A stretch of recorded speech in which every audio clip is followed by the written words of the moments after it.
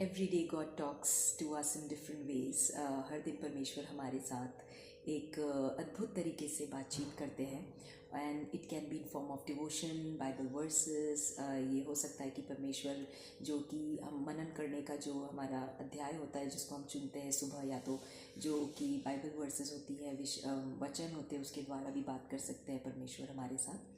And it can be that God can speak through some online devotions, sermons और online talks। या तो परमेश्वर हमारे साथ कई बार सुबह की जो आराधना या तो sermons होते हैं, प्रचार होते हैं, उसमें उससे भी बात कर सकते हैं।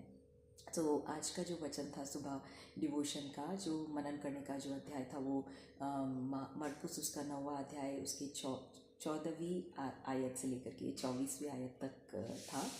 And it was taken from mark 9 versus 14 to 24। और ये अध्याय ये जो वचन था वो उसके ऊपर आधारित है, जहाँ पे एक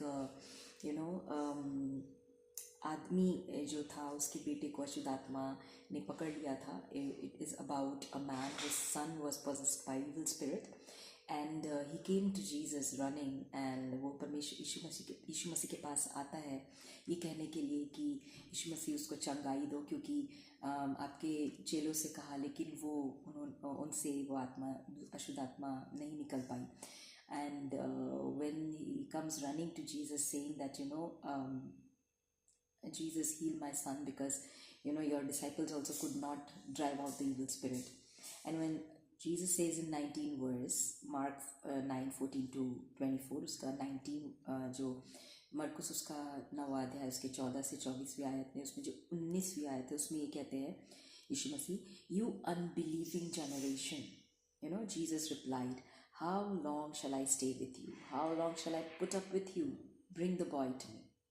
Okay, and so they brought him. When the spirit saw Jesus, it immediately threw the boy into a convulsion. He fell to the ground and rolled around, foaming at the mouth।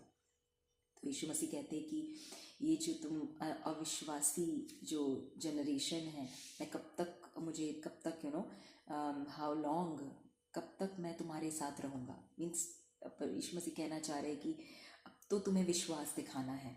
And it spoke to me personally, और this word spoke to me personally मुझसे इस जो आयत ने मुझसे बात की कि this is actually very true when we are listening about unbelief. जब हम सुनते हैं बहुत सारे परमेश्वर के जो लोग हैं, दास दासी हैं, जो लोग बोलते हैं कि विश्वास से मांगो, विश्वास से प्रार्थना करो, और जो अच्छा है वो परमेश्वर ज़रूर करेगा।